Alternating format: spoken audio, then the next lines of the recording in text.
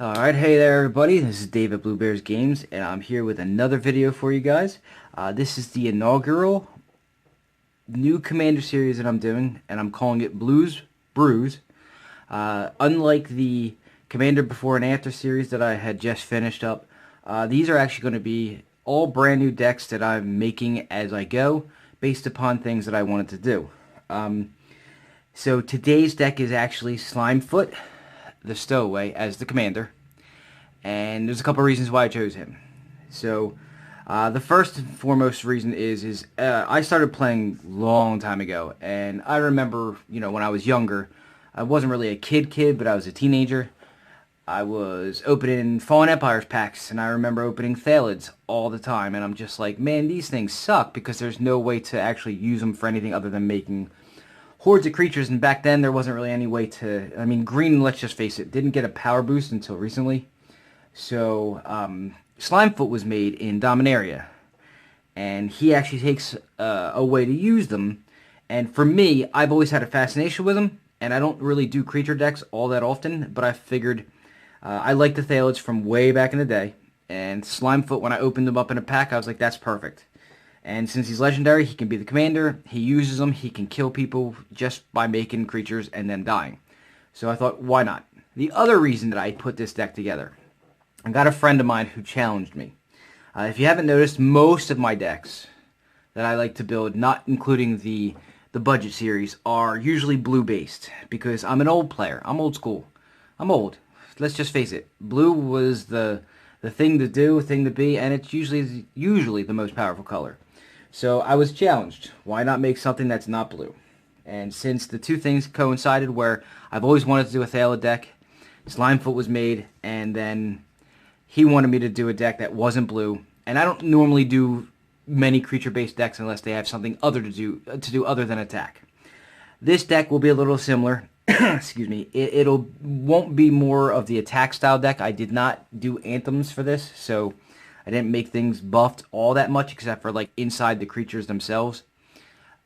So I didn't do like, I don't know. I may have put an Eldrazi monument in here, but that's just for another reason.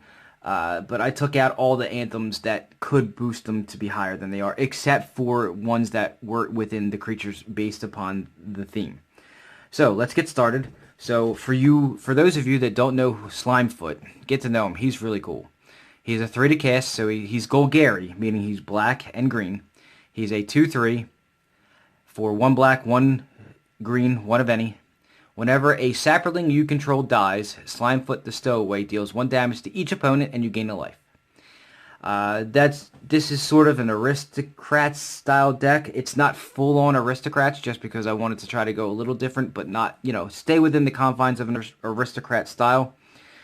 But kind of go a little outside of the realm just a bit, not a lot. I didn't include every aristocrat, great card, like, there's a whole bunch of creatures that make aristocrats.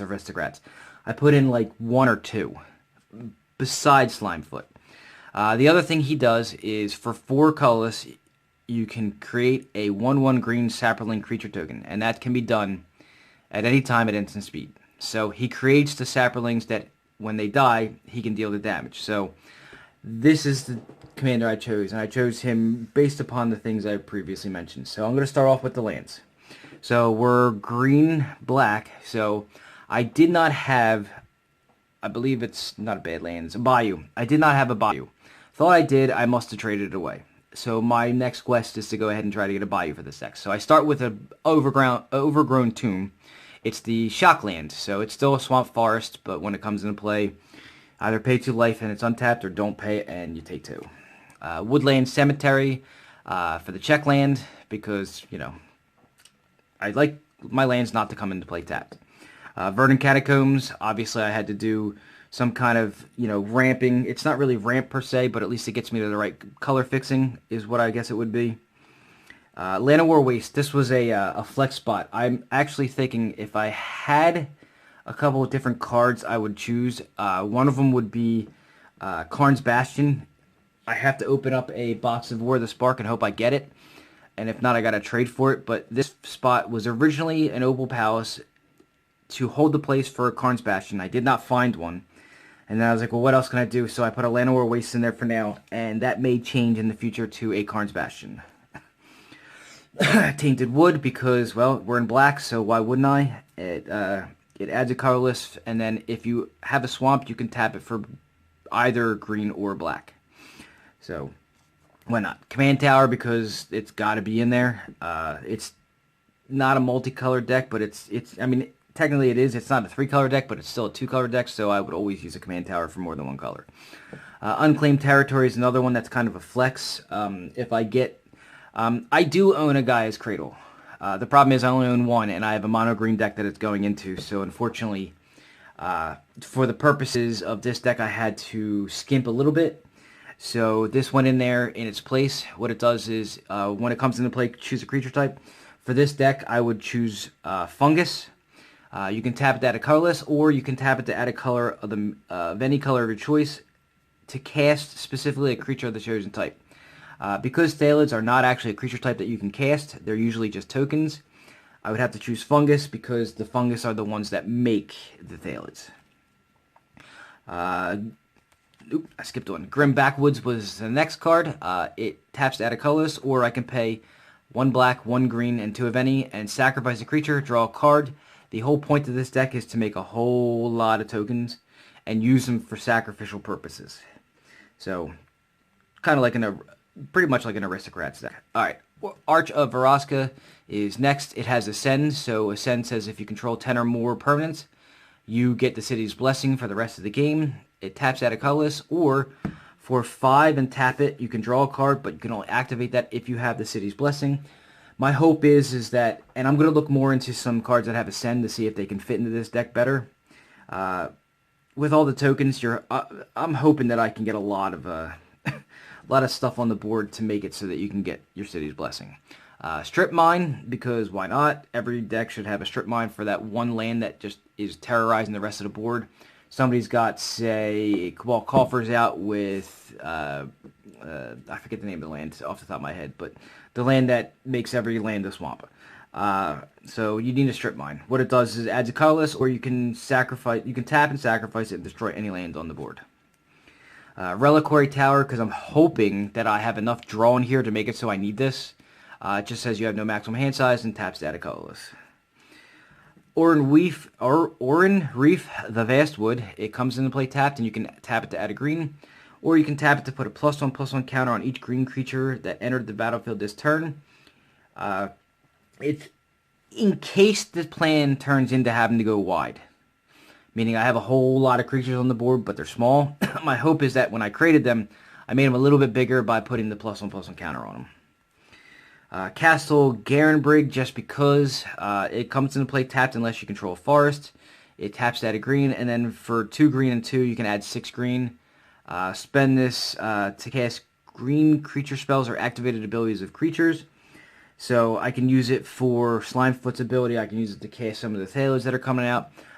There is a Verdant Force in here, and this pretty much pays for the whole thing. So there are reasons for it. It's not the greatest land, but it is what it is. So that's all the non-basics for now. I looked at all the green and black non-basics, and as far as this deck goes, not a lot of them fit the bill for what I needed. So it didn't have a whole lot of power level as far as, or expense as far as the lands go for this deck. So the rest of them are just forests and swamps. I did choose I'm an old school player. I remember when foils first came out. I really do like the star. So I try to get as many lands that have the star on it as possible as far as the foils go. So almost every land that I play will have the star until I run out of them, which I will soon. Because I have, I think, 6 decks now, and they all are using the lands. So there was only so many to go around back then. What I did also do is I took my Battle for Zendikar full art and what they call the Pokemon lands. I'm a fan of them. I really do like the way they look. I know that they look like they're Pokemon lands, but they are what they are. And then the swamps. I did not have many swamps left, if any, that have the star on them for foiling, but these are all foil lands. So those are what I chose for the lands. Alright. The next section is the ramp. We're in green. So I didn't do a lot of mana rocks. I did, as what I thought were the best choices as far as ramp that I could use for this deck. So every commander deck should have a Soul Ring, no matter if you can use it to its advantage or not, just because it's just that good. I mean, 2 colorless, for one, it really does get you there faster, so to speak. So I did put a Soul Ring in. All right, so I put a Sylvan Scrying in. It says search your library for a land card and reveal it, put it into your hand, and then shuffle your library. This is the first one I chose because I originally was going to take the Guy's Cradle and put it in here. I did not do that. However, you know, if there is a land I need that's not, because it says land card, not basic land, so I can go get any land I need. So it depends on the situation. It's good to be able to go get that one land you need. So I chose that. It's not the greatest of them all, but it's pretty damn good. In a 3-color deck, it would do better because if you need a mana fix, it can go get any land you need, but it can also get any dual land you need. So, you know, it has its ups and downs. So I'm going to stick with that one.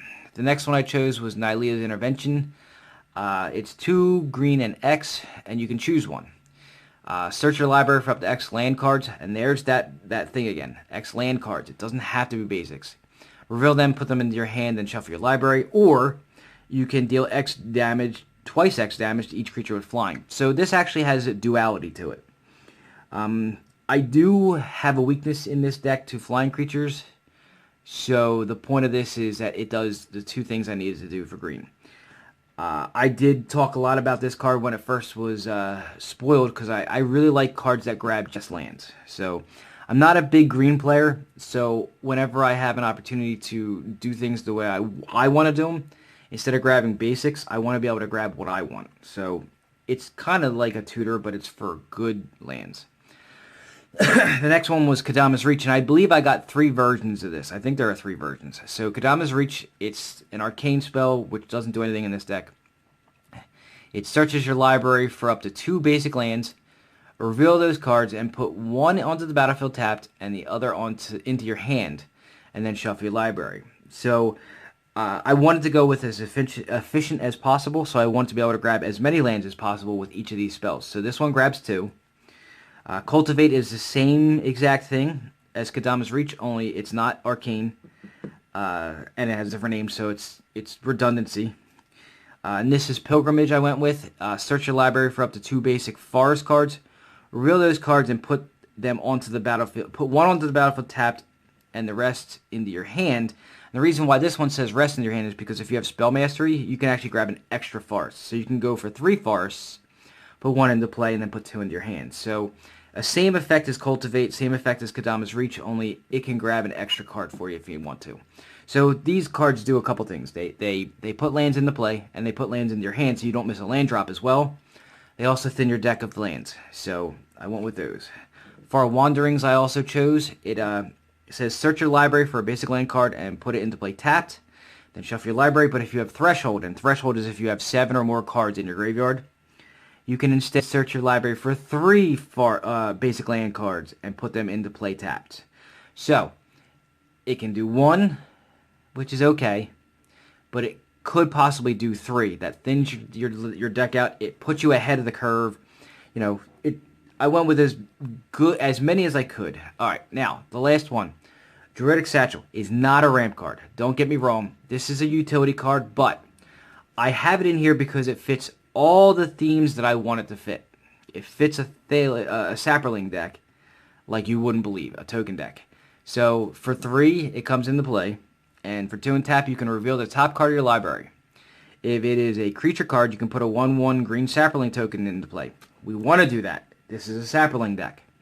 The second thing is, if it's a land card, put it onto the battlefield under control, not tapped.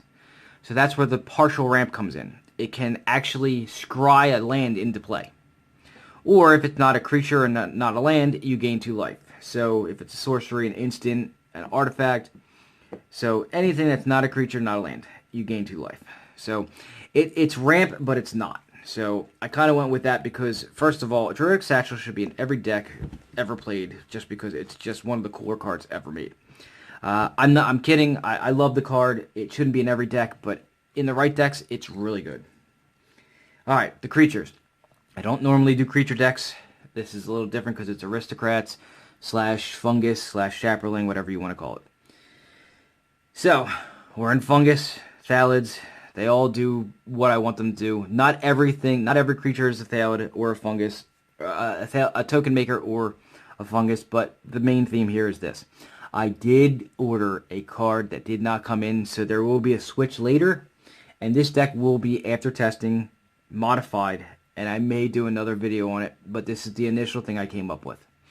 So Thalid, 1 green for a 1/1, not very exciting. At the beginning of your upkeep, put a Spore counter on it, and then you can remove 3 Spore counters to create a 1/1 Saproling. A lot of them do that, some of them don't. Utopia Mycon, it's a 1 to cast for an 0/2. Same thing, you can put a Spore counter on it, and you can remove 3 to put a 1/1, create a 1/1 Saproling token. But you can also sacrifice a Saproling to add 1 mana of any color to your mana pool. So it's a little bit of ramp. Slow because it needs 3, but you know, it is what it is. Jade Mage, while not a Fungus, does what I want it to do as well. It's 2 to cast for a 2/1. For 3, so 1 green and 2 of any. I can put a 1/1, I can create a 1/1 Saproling token.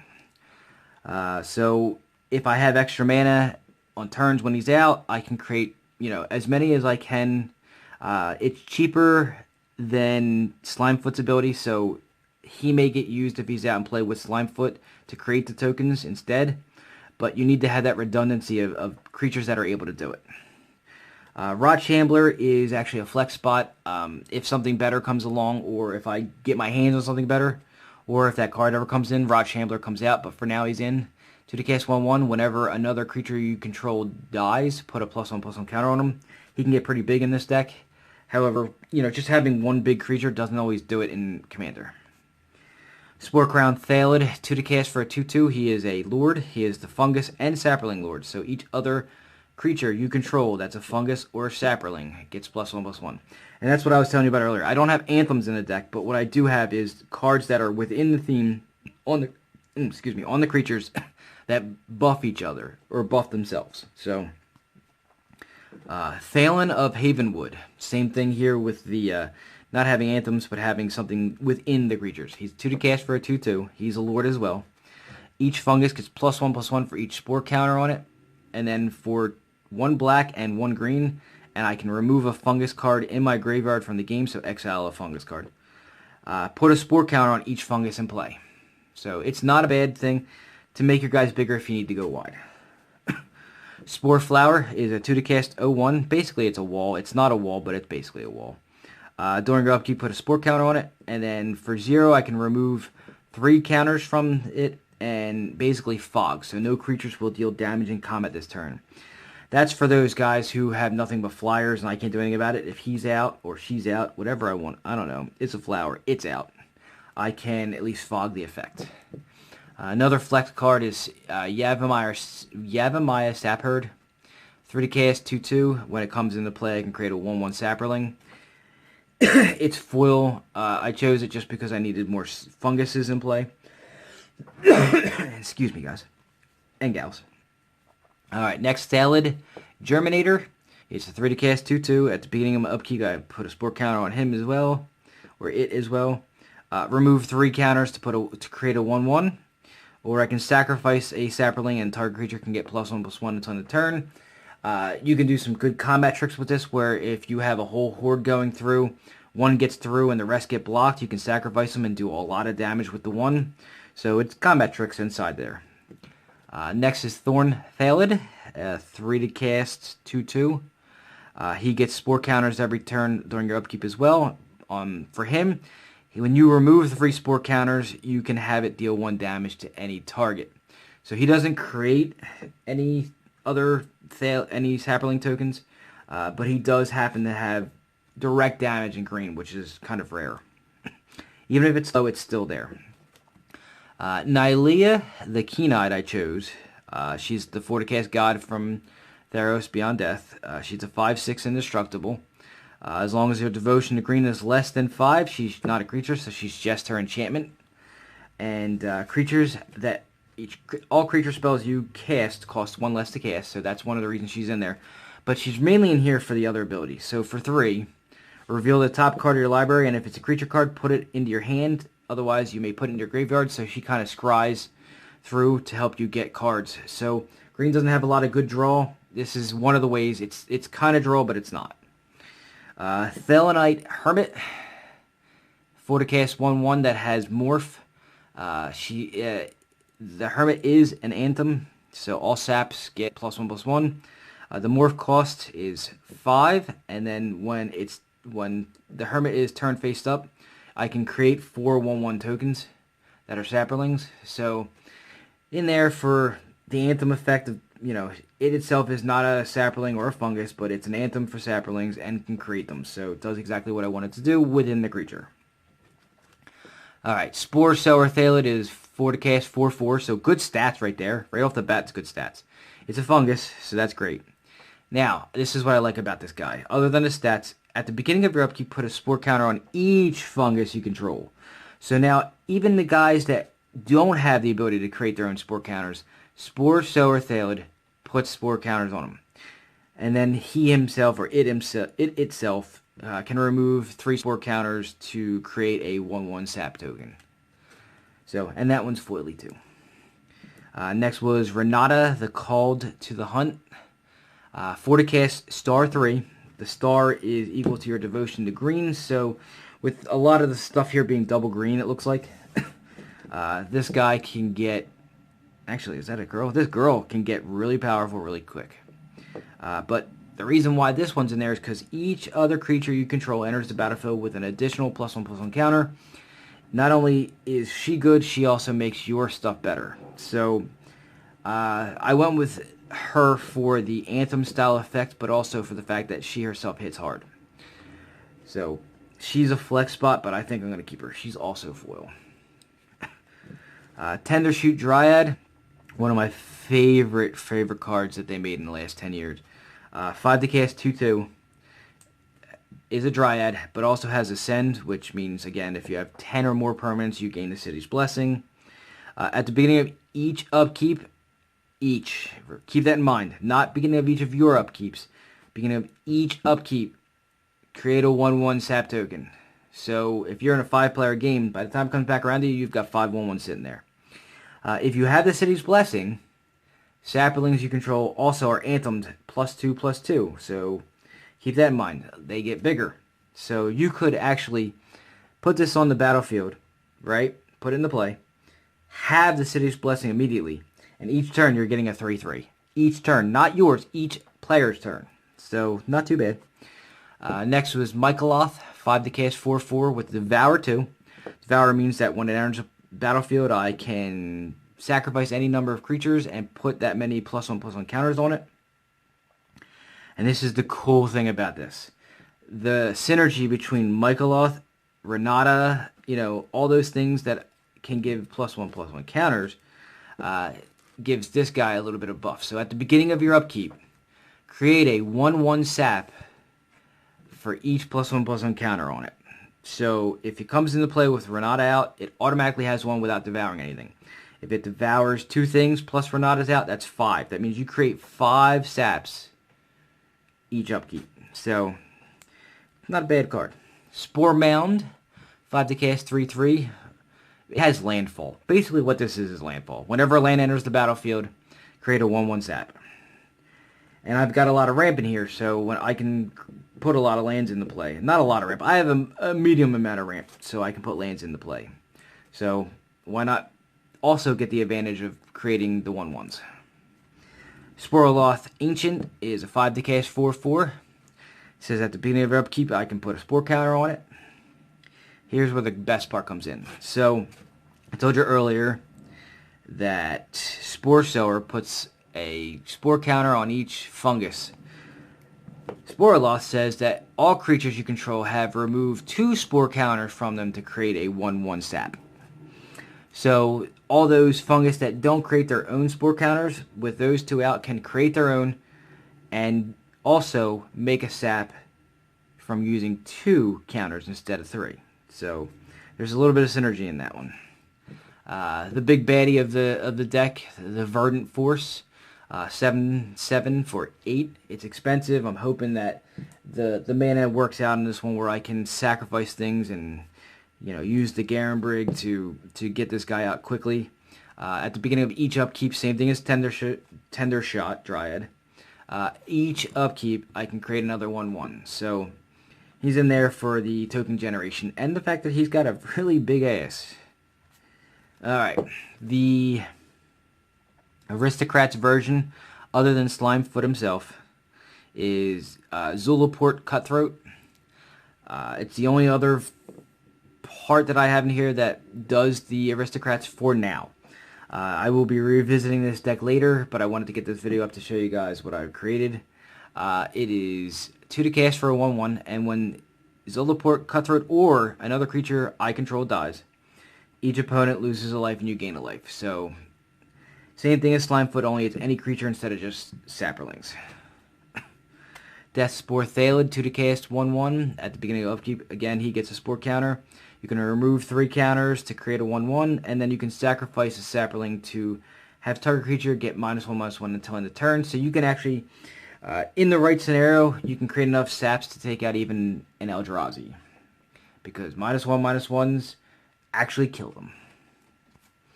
The Thalid Soothsayer, 4 to cast for a 2/3. For 2, I can sacrifice a creature. Obviously, it's going to be a Saproling. And draw a card. This is my way of trying to get card draw into the deck. Pitiless Plunderer is a 4 to cast 1/4 that whenever another creature I control dies, create a colorless treasure artifact token that has tap, sacrifice this artifact to add 1 mana of any color. My hope is that I can get ahead on mana that is kind of like in a bank, because I don't have to worry about it expiring. I can sacrifice them at any time. I hope to, with all the sacrificing that's going on, I'm hoping to create a small bank of treasure tokens that I can just go out in one fell swoop. Create a whole lot of tokens, sacrifice them to something, whatever I have, and I have some things here that I'm going to go over, because there is an infinite combo in here, and hope that I can just store up a lot of mana by not, by having them die and using that mana later. I lied to you guys. There is one more. I forgot about this one. There is one more aristocrat style card in here. It's Bantu the Glorified. It's a god. 3 to cast for a 4/6. That's menace and indestructible. Bantu cannot attack unless a creature died this turn. Should not be a problem with this deck. I forgot that he has the ability of, for 1 black and 1 of any, I can sacrifice a creature, scry 1, and then do the Aristocrat where each opponent loses a life and you gain a life. So I forgot about that. So there are 3 in here. So that is the suite of creatures for this deck. It can change, at any moment. I just have to be able to get my hands on the cards. The next section will be the token generation outside of the creatures. So, green has an ability that's a little weird. And I'll get to that in a minute. The first thing up is Fungal Plots. So it's a 2 to cast enchantment, and for 2 I can exile a creature card from my own graveyard to create a 1/1 sap, and then I can sacrifice 2 Saprolings to gain 2 life and draw a card. So as I said, sacrifice outlets. Good to have, especially this because it's free. And yes, it's foily. Alright, Sprout Swarm. Love this card. 2 to cast with Convoke and Buyback. So what it does is it puts a 1/1 sap into play. Nothing special for 2. The Convoke and the Buyback are where it gets special. If you have a whole lot of saps out, you can Convoke this pretty much and make it free with the Buyback. So 5 total. So if you have 5 extra Saprolings, like say end of turn, you for some reason have 5 saps. And I keep going back to that 5 saps number just because that's the sweet spot for this deck. 5 starts things rolling. You can pretty much, flash. I'm going to say flash because it's an instant. Flash in a 1/1 at the end of somebody's turn for free. And if you have mana, you can do it again. So it can create 2 tokens. And then if you can somehow get it to where you can get enough tokens on the board to create enough that it just loops itself over and over, you can create a whole lot of saps. Saproling Migration, one of the better, aside from Sprout Swarm, one of the better Saproling token creators. It's 2 to cast to put 2 Saprolings into play. But you can kick it for 4 to put 4 into play. So, depends on your situation, but 2 for 2 is really good. Now this is the unique card. This is one of the very few, I know there's maybe 1 or 2 others that do this. But Night Soil, it's one of those things where it targets your opponent's graveyards specifically to do something for you other than just remove it. So it's a 2 to cast enchantment that for 1, you can remove 2 creature cards in any graveyard. And when you do that, you create a 1/1 sap. So you can actually essentially use your opponent's graveyards against them. Not a lot of cards in Magic do that. This is one of the few. It's one of the cool things. It's also one of the reasons why I wanted to do a Saproling token deck. Parallel Lives, 4 to cast enchantment. It says if an effect would put 1 or more tokens onto the battlefield under your control, it puts twice that many. For instance, if I was to take Saproling Migration and kick it and it creates 4, it creates 8. So, token doubler. I do not own a doubling season. I was a moron, and when I opened up my Modern Masters boxes, 5 years ago when they were out, I did get a doubling season, and for some stupid reason I sold it. Really cheap at the time because it just came out. Dumb, dumb, dumb. Second Harvest. 4 to cast instant. For each token you control, put 1 on the battlefield. So basically it's a token doubler. So again, more doubling. And Primal Vigor. More doubling. So this one's a 5 to cast enchantment. If 1 or more tokens would be put onto the battlefield, twice that many tokens are put onto the battlefield. So again, Saproling Migration. For 2, I can put 2. With this out, I put 4. If I kick it, it puts out 8. Simple as that. It also has the added bonus of if 1 or more +1/+1 counters will be placed on a creature, twice that many are placed on it instead. So with Renata out, when a creature comes into play, you can put 2 +1/+1 counters on it. The Devour guy, Michaeloth. If you devour 2 things and he gets 4 counters, with this out, he gets 8. So it's just a doubler. And Necrogenesis, 1 black, 1 green enchantment. For 2, exile target creature card from a graveyard. Again, from a graveyard. And one of those things where green just for some reason has the ability to mess with other people's graveyards for your benefit. I know there are cards out there that can do that, but not like this. So exile target creature card from a graveyard and put a 1/1 green sap into play. So token generation outside of the creatures. That's what that was. Up next, we have ways to sacrifice your tokens. Aside from what I showed you just previously. Aside from fungal plots, which you can sacrifice 2 Saprolings to, gain 2 life and draw a card. Skull Clamp is not technically a sacrificer, but if you have no way to buff up your creatures, you can essentially make it a sacrificer. So what you do is you just attach it to a 1/1, it dies, you draw 2 cards. That's all this is for, and that's what everybody uses it for. It's just to help you draw cards. Carnage Altar, 2 to cast artifact, and for 3, and sacrifice a creature. Draw a card. It's to help me draw cards. Everything in this deck that I use for sacrifice, I'm hoping to draw cards with, or what I really like is the infinite combo that this creates. So Ashnod's Altar, get to know it. It's one of the best sacrificers in the game. For 3, it comes into play, and you can sacrifice a creature, add 2 colorless mana to your mana pool. So, what that means is this. With Slimefoot in play, you start with 4 mana, you create 2 1/1s, sacrifice them. You get 4 mana. You create 2 more, you sacrifice them. Do you guys see it? With any aristocrat guy, or with Slimefoot out by himself, infinite combo, infinite damage. If you have something else out that would reduce the cost of the ability, you can get infinite mana and infinite damage and infinite 1/1s created. So keep that in mind. This is the infinite combo. It's literally Slimefoot and Ashnod's Altar. They are infinite damage. 2-card combo. Can't go wrong, especially since this is colorless and this is your commander. So you can always have access to him. This, not so much, but you can try to. Alright, next section. I'm sorry. That was... I'll continue the sacrifice section. There's one more card for the sacrifice section. Vampiric Rites.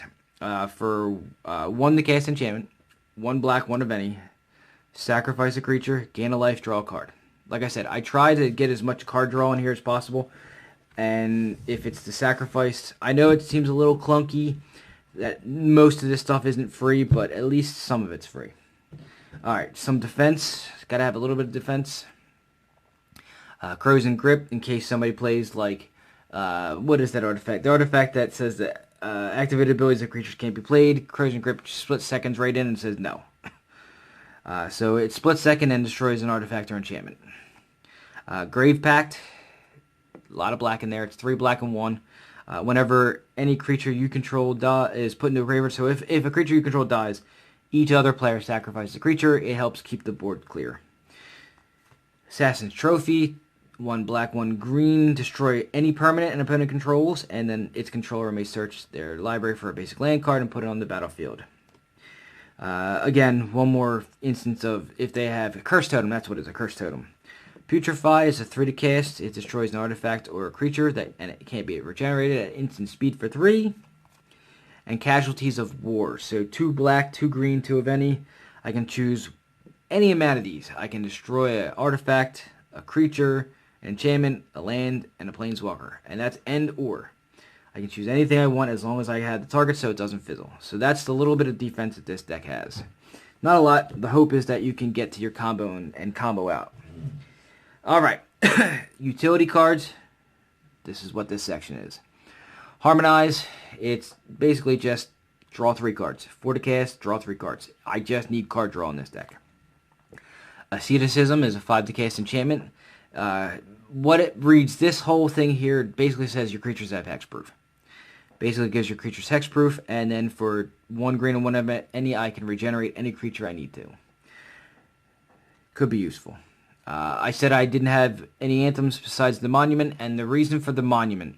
So it's 5 to cast, and creatures I control get +1/+1, flying and indestructible. And at the beginning of my upkeep, sacrifice a creature, and if you can't, I sacrifice the Monument. The reason he's in there is it's a sacrifice outlet as well, but it also gives them flying. The flying was the most important thing. I needed to be able to get my creatures up in the air so that I could stop somebody from just flying over my army and killing me. Swift Foot Boots is for hexproofing. If Asceticism isn't out, is for hexproofing the commander, which is Slimefoot. So it gives it hexproof and haste, and it equips for only 1, and it's pretty cheap to cast. It's 2 to cast. Worldly Tutor, 1 green. Search my library for a creature card, reveal it, and put it on top of it, or shuffle my library first and then put it on top. So in case I need to find somebody, maybe one of the aristocrats, I need to get to it, it's there. Same thing with the Green Sun Zenith. 1 green and X. Search my library for a green creature card with converter mana cost X or less. Put it onto the battlefield, then shuffle your library. Now, you can shuffle Green Sun Zenith into my library afterwards, so it's reusable. It does not go get... I believe I only have black aristocrat, so it won't get an aristocrat. It'll go get something I need other than that, though. Helps thin out your deck as well. It's kind of like a card draw. Regrowth for in case something something important I need goes to the graveyard, I can get it back. For 2, it returns target card from your graveyard to your hand. Song of Frailness is 2 to cast. It's a saga. The first part and second part are both until your next turn, creatures you control add 1 mana of any color. So in case I want to go off with some X spell, which I don't have in here, other than Green Sun Zenith, which won't work. So if I want Slimefoot in play to go off and create as much chaos as I can, if I don't have Ashnod's Altar in play, I can at least get some value out of it.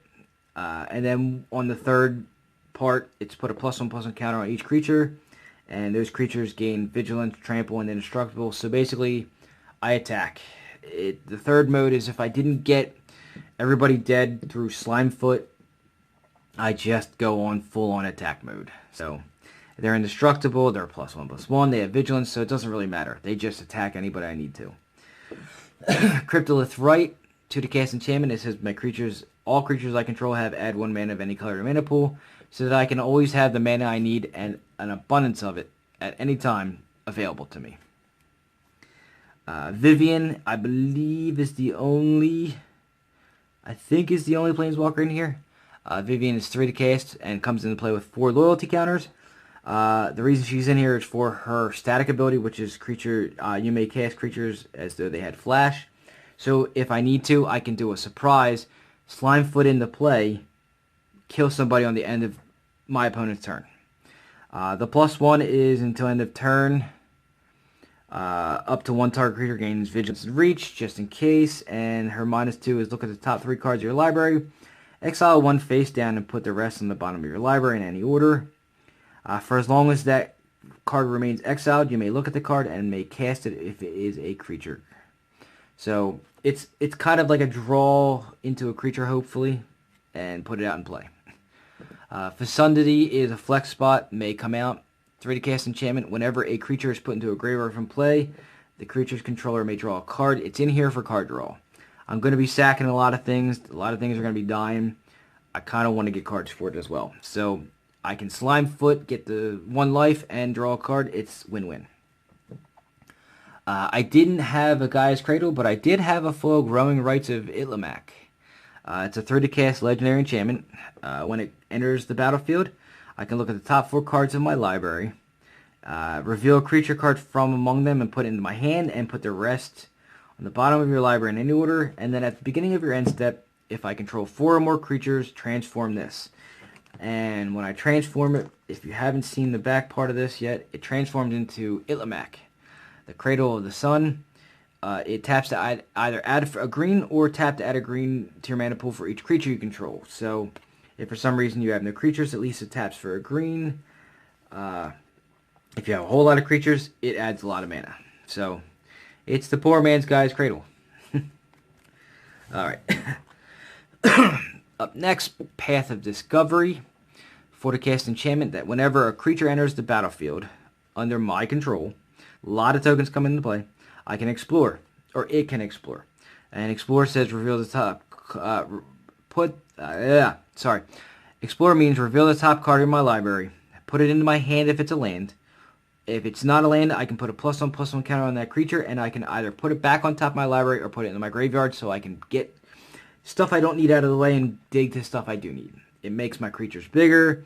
It helps me put land into play. It's a little bit of everything. It's kind of like a partial anthem, a partial mana ramp. It's just, with as many creatures coming into play, my hope is that it turns over, in any given game it's out, at least 4 lands that are free, that get out of the way, and I can draw into answers if I need them.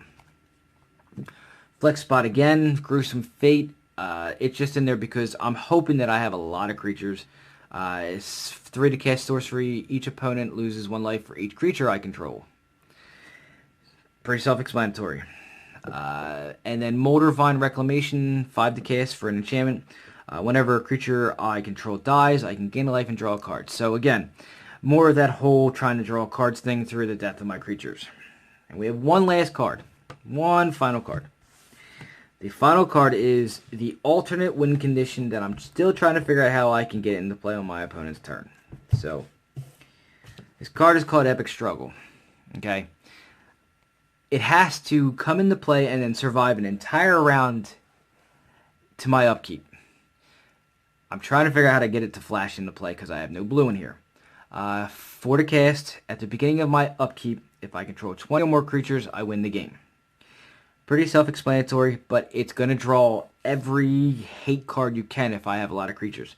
The only thing I can hope for with this is that I have a way that I can flash creatures into play at the end of my opponent's turn where I can get 20 or more into play. It's the only way it's going to survive.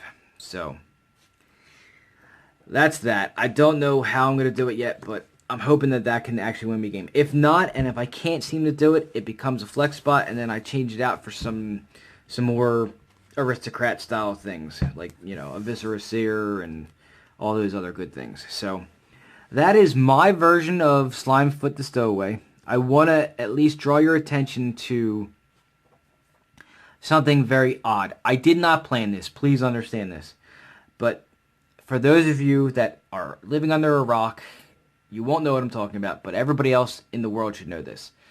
We are currently under a quarantine in our area for the coronavirus, and somehow, some way, at the same time, while that was all going on and I wasn't paying attention, I made a fungus deck. It's not a virus, it's still just a fungus, but it's supposed to be, we're supposed to use fungus to make an answer to that. It just so happens that I did that by accident. It's a fungus, it's spores, it's just a coincidence. I did not do that on purpose. It's not a coronavirus type, deck. It just is coincidence. So take that for what it's worth. My hope is that you enjoyed the video. This was a pet project for me. I've been wanting to make a Fungus deck for a long time, or at least a Saproling deck. I said that in the beginning.